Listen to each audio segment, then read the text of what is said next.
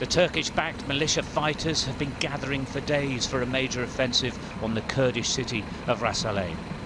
It's the furthest move east so far in this conflict. A breach in the Turkish border wall, and it began. Foot soldiers fanning out across fields, heading for the town. They're backed up by armoured vehicles, artillery and air power. This is an invasion. There was some resistance, but in reality this force outnumbered and outgunned anyone left to defend the town, now deserted by all civilians. An hour to the south, the Kurdish militia are gathering up to head to the front lines. These men have been pulled back from the town of Deir ez-Zor. They're the first to get here.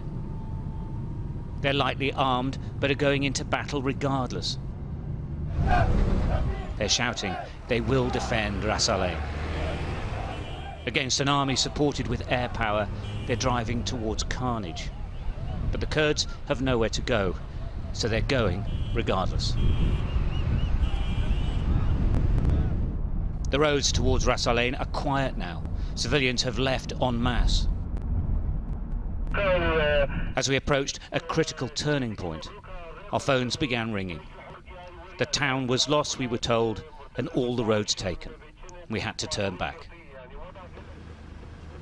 We're getting calls coming into our drivers and our producers here saying that the road ahead of us has now been cut off by Turkish-supported militia, which is the Free Syrian Army, the FSA as it's known.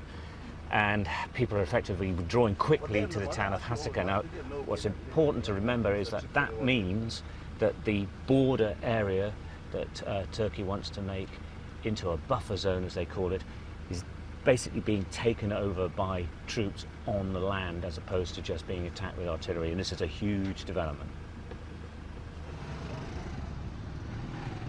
The city of Hasaka isn't all that safe, but it's the safest place in these parts at the moment, and thousands upon thousands of people are pouring in.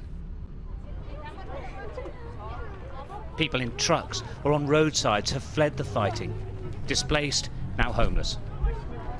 Some are being put up in schools that are already full and aren't suitable for a long stay. Men, women and children are sharing classrooms.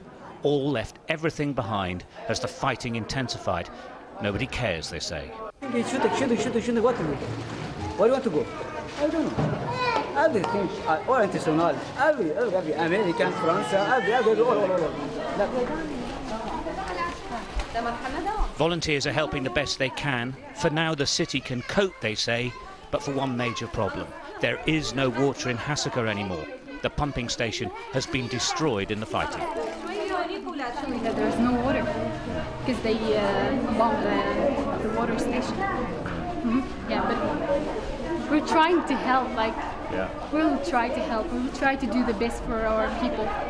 Yeah, we're all together. Yeah, all the Kurds need to help each other. Yeah. In a matter of just a few days, this crisis has dramatically escalated.